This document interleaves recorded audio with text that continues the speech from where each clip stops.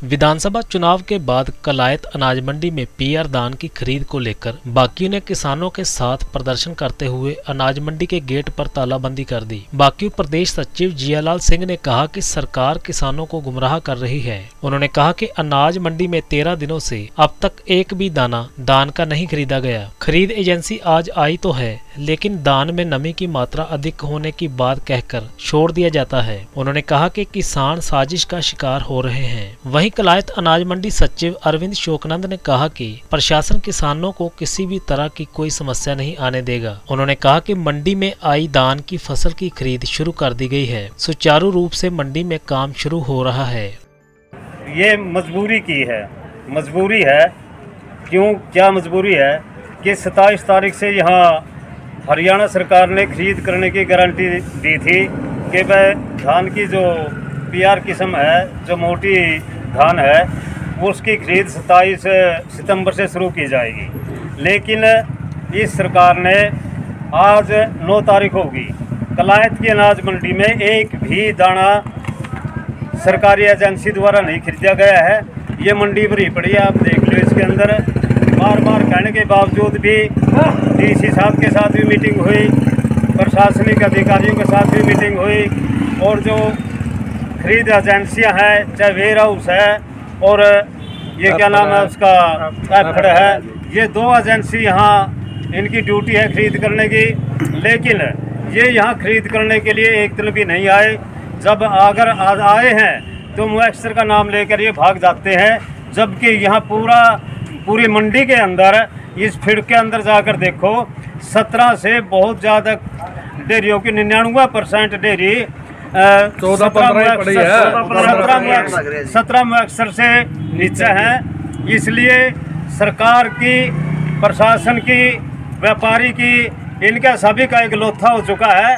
ये किसान की जीरी को लूटना चाहते हैं, ये लूट मचाना चाहते हैं, इसीलिए खरीद नहीं कर रहे। आज एक मिलर आया, मिलर आने के बाद वो इतनी बात कहकर चला गया कि मैं 1900 में के हिसाब से खरीद दूंगा मैं। लेकिन यहाँ किसानों ने जवाब दे दिया, वो यहाँ से भाग गया।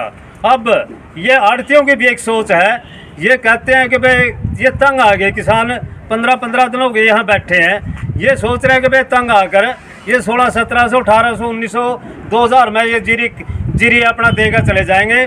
और यहाँ एक साजिश होगी, आगे मैं दावा करता हूँ, यहाँ भी एक साजिश होगी कि किसानों की जो धान है, वो किसान को तो कहेंगे कि भाई 2100 की 2200 में आपका या 2000 में आपकी डेयरी लगेगी। लेकिन वो डेयरी जो वो 2320 रुपये जो सरकारी रेट है, सरकारी रेट पर लगेगी। उसका पर्चा जो कटेगा वो सरकारी रेट का कटेगा।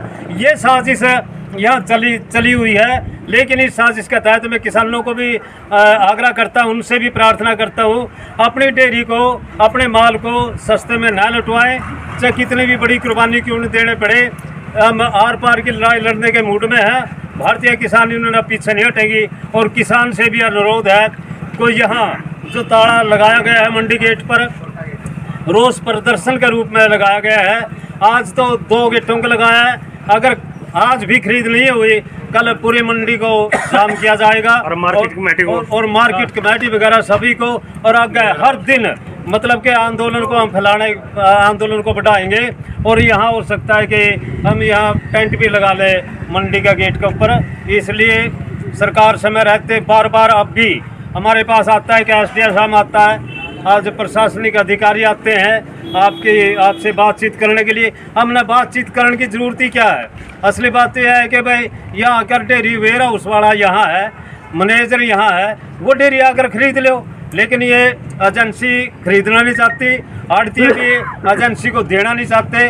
क्यों? कारण है कि एजेंसी वाले डेयरी को खरीदने के बाद यहाँ से उठान करते नहीं, लेकर जाते नहीं, वो कहीं रखते नहीं। क्योंकि वो ये कहते हैं कि भाई हम उठाकर लेकर कहाँ जाएंगे? अगर नहीं लेकर जाएंगे, यही डेयरी रहेगी। फिर आड़ती एक बात कहते हैं, वो गठ दिमाग लगेगी, हम क्यों देवा इनका। इनकी सारे की मिलीभगत हो रही है। मिलीभगत का कारण किसान किस